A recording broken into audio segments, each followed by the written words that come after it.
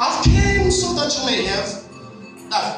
I came so that you may have life. He came so that he came to give you an understanding. This is your mind. This is your soul.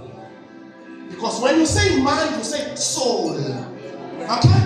And part of soul yakho kukho into ebizwa ngokuthi i-brain. We are trying to digest lento ethi ingqondo yokumazi yena. Ngoba ngifuna nisuke kule ngqondo yokuthi ngimaze ngokuthi ungikhiphe esibhedlela angikhulumi ngaleyo ngqondo.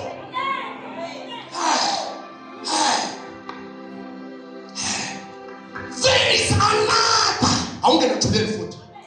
Kunengqondo ozolithola yokumazi yena.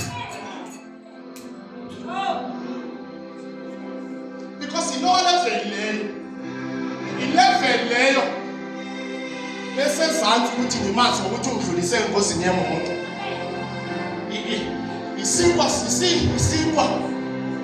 Isinkwa engingasipha ngesikhathi wonke umuntu leso.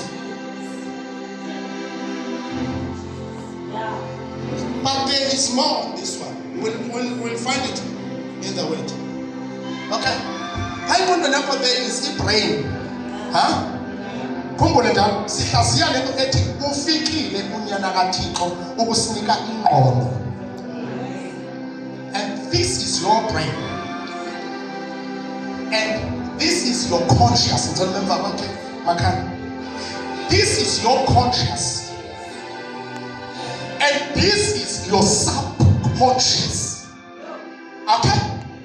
We are trying to say, please focus on me. All right. I ask you. This is a brain, this is your conscious, and this is your subconscious. Zonke lezi zinto ingqondo. Ngiyazi abanye bazosebenzisa igama elithi will. The will. Iphana. Masebenzise lawo kwangoku. Okay? Now, nansi ke mfundisi into eyenzekayo. Lo uyi-function.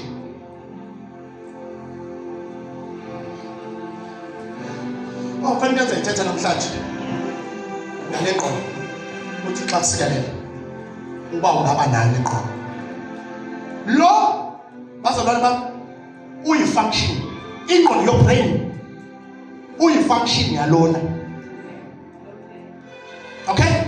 Focus. Ngiyazi ukhona ngisho nesilayikhaya. Ngiyazi mhlambe uba ngithatha into engabhalanga ezincwadini unesemntana.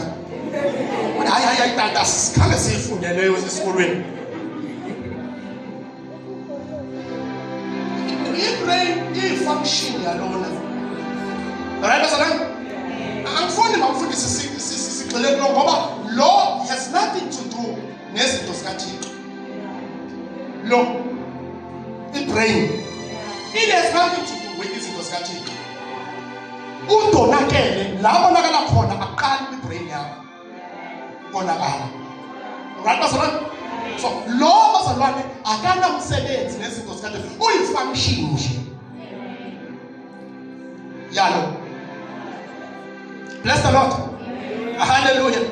Say mind. Say mind. Say mind. Say soul. Sisazona kule verse uJesu la ekade khala khona ethi isoul yami ingqondo yami ikhathazekile ngenze njani uthandaze yini. Okay? So now let us just minus this one.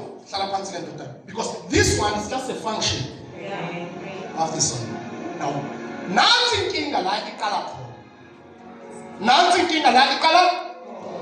Iqala when yintoni ekufanele uyize because into oyizwayo iqala la kwi-conscious mind.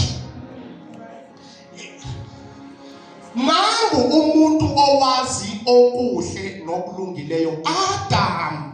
Bethunana izanansika khabazela iza Adam uze ungathi emthini ophakathi nendawo wokwazi okunakho sikulolwazi bafundisi from the Garden of Eden. This is the book of creation. When God addresses Adam, a man phakathi wokwazi okuhle nokulungileyo.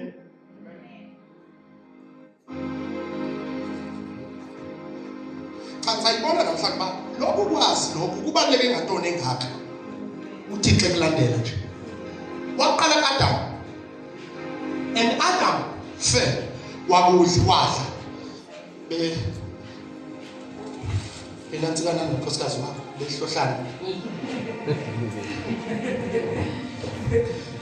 ukuthi ayididi hayi mali ngitya manje wethu lokho asinoze silambe sana kaloku sandiyitya pha uyaxoka lona mani uyayazi bawufa uyayazi mani bawufa uyayazi mani khawutye wethu khawutye futhi dilambile kuba niyasifakela ipressure sinobudada manthethe ndingathi unkosikazi wakho kwetala niyasifakela ipressure sinobudada ipressure yaziwa nguAdam ipressure bekade engayazi wathi unkosikazi wawo wakhala ngendlela because wathi itya wethu soze silapha phezulu kukho isihlahla sobafruit esikhona sokwazi okuhle nokubi. Nansi into eyenzeka kwangena izwi kuAdam. Yabona indawo edecideayo lakwena la engqondweni yakho. A place of decision. It is what in your subconscious. A place of decision is your conscious. Because law of the one akazi. Yachaza ukuthi ugageko manimzeleni.